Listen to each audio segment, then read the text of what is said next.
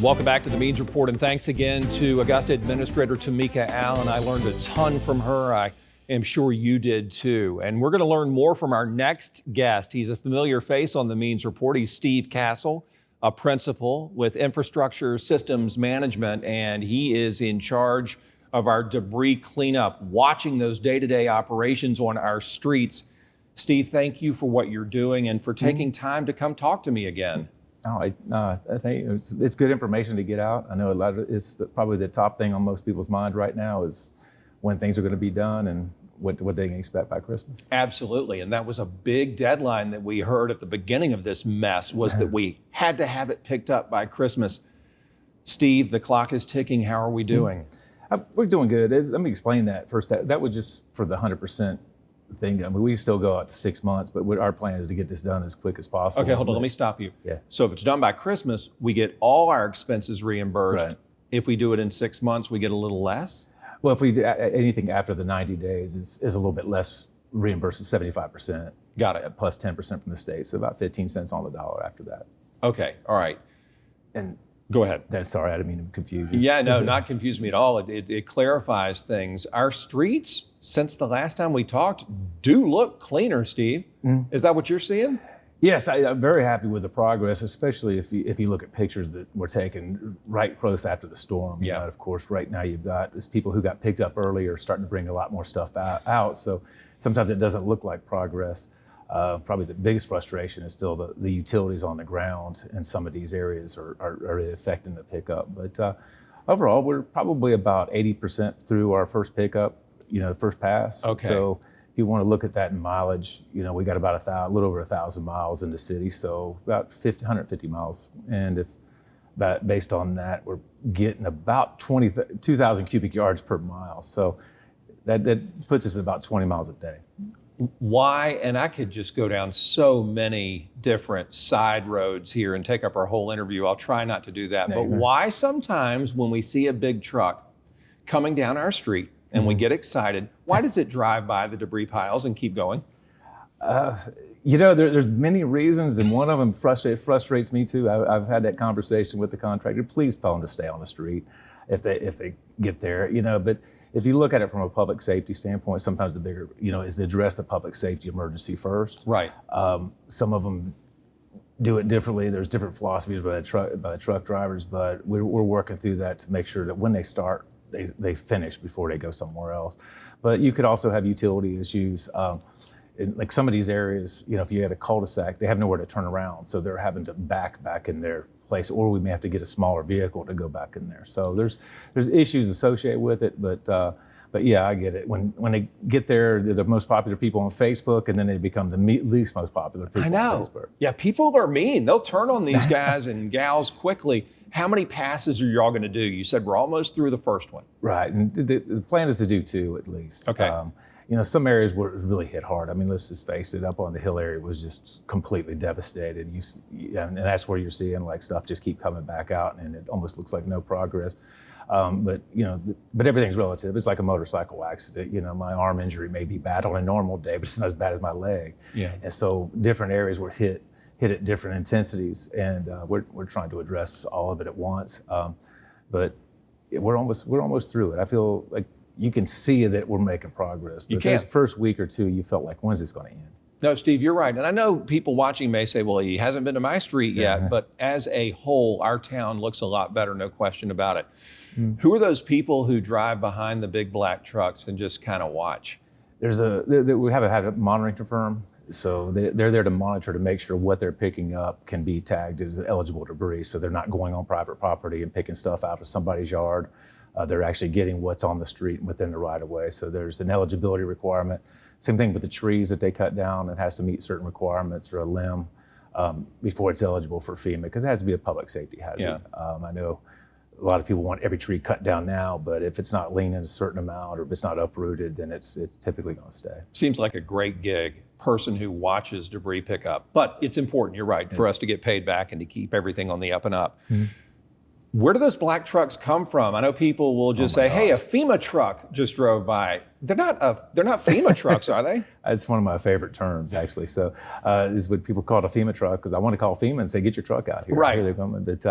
But no, it's, they're from all over the place. Mm-hmm. When you have a storm like this, and on top of like other big events that have happened, I didn't even realize there was this many trucks in the United States that do this. And you start thinking how many we have in Columbia County and other areas of the state. Georgia DOT has their own contractor.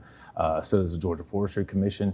And then you start getting into North Carolina, South Carolina. They're all these individual places have their companies as well. So the fact that we're able to get as many as we have here, which is about 85 trucks right now, which is about 130 haul units.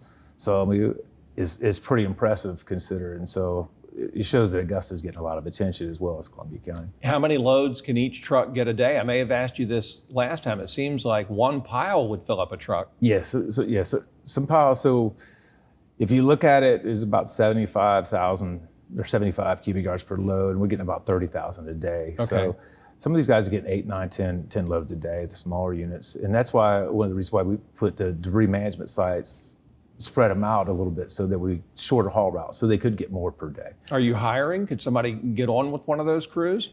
Yeah, the company that Series is doing the major hauls, so they do all the subcontracting. So they have subcontracting agreements throughout the United States. I mean, so we have trucks in here from Washington State, Vermont, Ohio. I mean, everywhere you can think of, they've got the calls out to get more trucks here, and they fit about 2 or 3 a day. But then you also have some that leave too, or they break down. So it's a living organism basically. Do we have people here who can fix those trucks when they break? Oh yeah, it's amazing. We got our pit crews out there doing stuff. Yeah.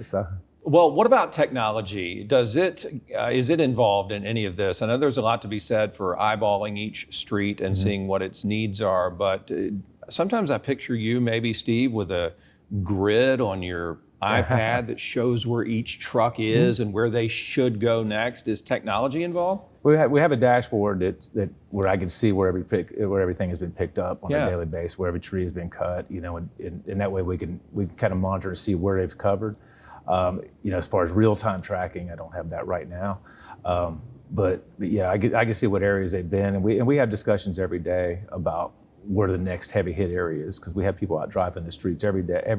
Every road gets driven pretty regularly. They start over, and then they mark where the heavy debris is still, where we've been, where it's been cleared, where it's been brought back out. So we kind of strategize from that. Plus, you got the pressure of people calling and things like that we try to address as well, and then other damages. I joked about this I joked about this before this segment started, but in all seriousness, can we do anything to expedite the cleanup? I've heard about people trying to give the truck drivers money, trying to leave them other treats. You probably do not support that, but is there anything we can do, I guess the question is, to help them do their jobs better? And if we get a private company to remove our debris, does that lighten your load? Right. The private companies are the ones kind of frustrated. They're the ones setting stuff on top of the water meters and things like this. They're not really familiar, and they're in a rush.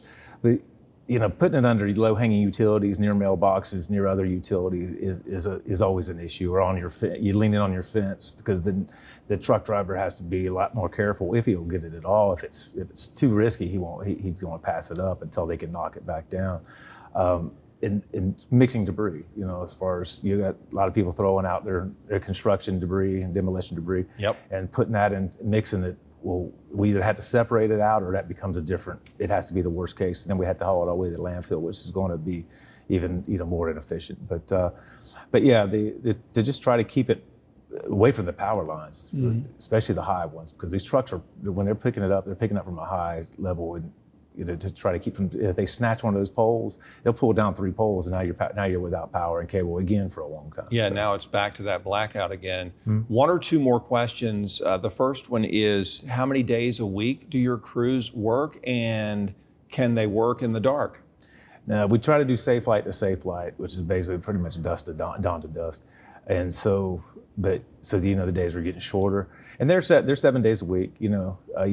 The only day they haven't worked was Thanksgiving. And of course, we're going to have come up with the Christmas holiday, so there's going to be a break there. And it is what it is at this point.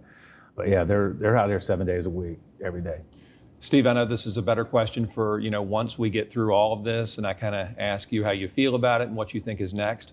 But I would guess you could take the skill set that you have picked up that you have earned from the ice storm that you oversaw and from this that you oversaw and go and help other towns after disasters, can't you? Yeah, I would, even from the ice storm, after I finished that, when they asked me to help with that, I already knew what I wanted to do. And one of those was get more debris management sites closer to where the heavy hit areas were to shorten those haul routes. And it's shown in the efficiency. I think our maximum haul during the ice storm was about 23,000 a day. Well, we're at like 38, 39 on our good day. We want to hit 40. And if you see what Eisenhower Park is like on a daily basis, I mean, there's just stuff coming in there all the time. Yep. We opened up another one off of Barton Chapel Road yesterday, and that took on about 11,000 cubic yards yesterday. And so that's going to be efficient because we'd had to start transitioning away from Eisenhower as well because it is used for parking during the Masters, and we got to repair that site before that. But it's not going to affect the operations. Well, I tell you this every time, and I'll say it again, our town looks a lot better because of you and your team, and I thank you for what you're doing, Steve. It's hard work, but it's paying off. No, I appreciate Augusta having the confidence that I could continue to do this, and now we look forward to it. I'm looking forward to the day that the last stick's picked up, and I may get a gift card for the last person who's picked up. I may actually give them a gift of some sort. Well, you deserve gifts as well. Thank you so much for all you do. Steve Cassell, Infrastructure Systems Management, overseeing debris cleanup in our town.